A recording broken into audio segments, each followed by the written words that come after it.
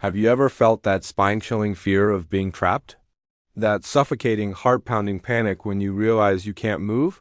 Today, we're going deep into the hills of West Virginia, to a small limestone cave that became the setting for one boy's worst nightmare.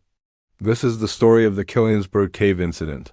In June 1992, a troop of 10 Boy Scouts, full of energy and excitement, set out to explore Killiansburg Cave. Nestled near the Potomac River, this cave wasn't a major tourist attraction. It was a modest system of narrow, winding passages, just the kind of place to ignite the imagination of a group of adventurous kids. Among them was 13-year-old Brian Quintanilla. Brian was the kind of kid who noticed things. He was curious, agile, and always looking for the hidden details that others might miss.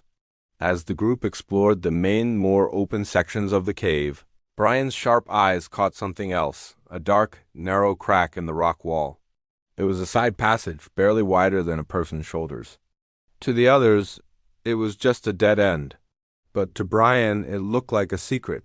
A hidden route, maybe a shortcut to another part of the cave system. He felt that familiar pull of curiosity, that whisper of adventure. Without a word to anyone, he made a split-second decision. He crouched down and, with a sense of purpose, began to crawl into the tight opening. The air immediately grew colder, and the world shrank around him. The passage was intensely claustrophobic.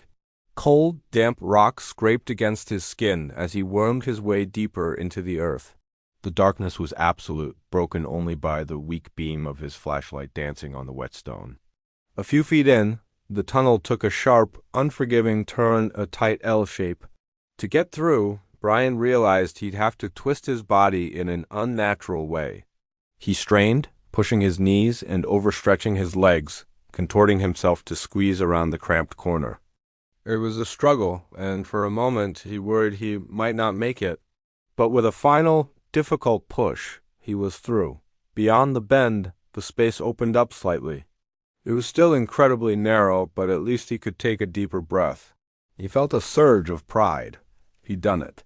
He had conquered the secret passage. That feeling of accomplishment, however, would be terrifyingly short-lived. He decided it was time to head back and rejoin his friends. He tried to reverse his movement, to crawl backward out of the hole. But nothing happened. He was stuck. The very bend he had forced himself around was now his prison. The angle of his hips and legs, locked in place by the unforgiving rock, made it impossible to move backward. He pushed. He twisted. He tried to find any leverage at all, but the stone held him firm. The walls felt like they were closing in.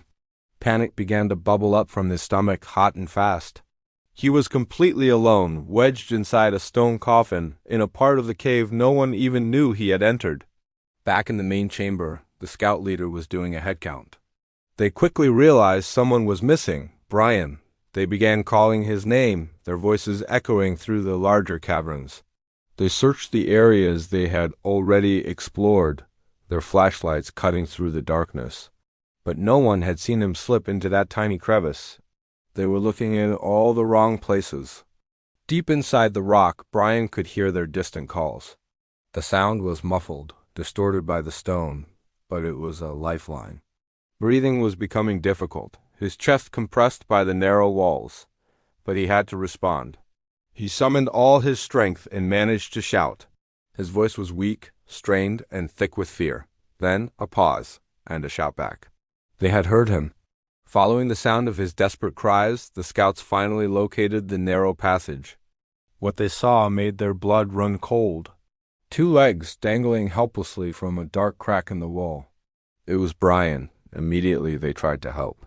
A few of them gently grabbed his ankles and tried to pull, while others shouted instructions, trying to guide him out. But it was no use. Brian was wedged in tight. Every pull just seemed to lock him in more securely. He was completely, terrifyingly trapped. Inside the tunnel, Brian's world had shrunk to pain and fear. The pressure on his chest made every breath a battle. Sharp, shooting pains radiated through his legs, which were locked in a torturous position. A wave of dizziness and nausea washed over him. The darkness, the pressure, the sheer helplessness, it was overwhelming. He was trapped, and he was beginning to lose hope. Word of the emergency spread like wildfire. Someone ran to get the scout leader, and a call was made to Brian's mother. When she arrived at the cave, her heart was in her throat. Without a moment's hesitation, she scrambled into the cave and crawled into the same narrow passage that held her son captive. She squeezed herself in just far enough to see his legs. She called his name, her voice steady despite the fear she must have felt. Brian answered through sobs. He was terrified, in pain, but he was still conscious. His mother's presence was a beacon in the suffocating darkness. She quickly assessed the situation. Logic took over. The only way to get him out was to reverse the exact painful movements he had made to get in. She explained it to him calmly, clearly. He had to twist his body back around that L-shaped bend. Brian refused. The thought of contorting his body again, of feeling that agonizing pain, was too much. The pain had been unbearable going in. He couldn't imagine doing it again in reverse.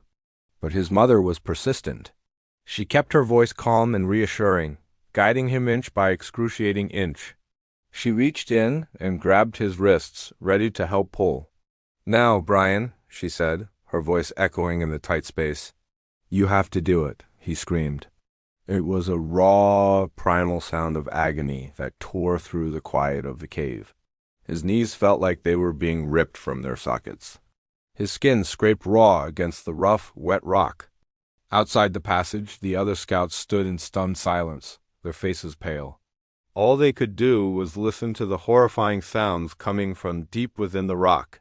The screams, the scraping, his mother's calm, firm voice, and then a shift.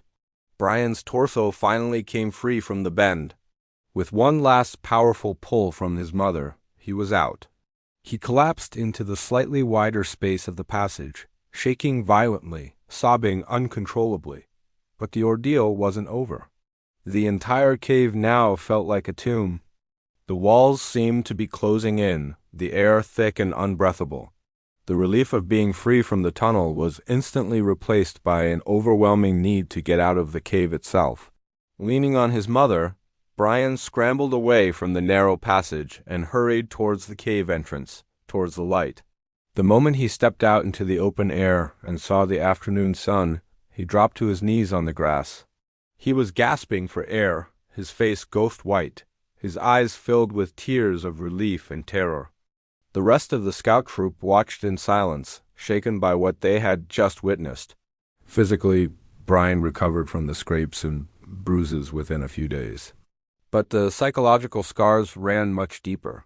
The memory of that narrow tunnel, the feeling of the rock pressing in on him, the suffocating darkness, and the agonizing struggle to escape, that nightmare, buried deep in the West Virginia hills, would never truly leave him. It serves as a chilling reminder of how quickly adventure can turn to terror, and how a single curious step can lead you into the tightest spot of your life. Thank you for watching. If you found this story as compelling as we did, don't forget to like this video and subscribe to our channel for more incredible true stories. We'll see you in the next one.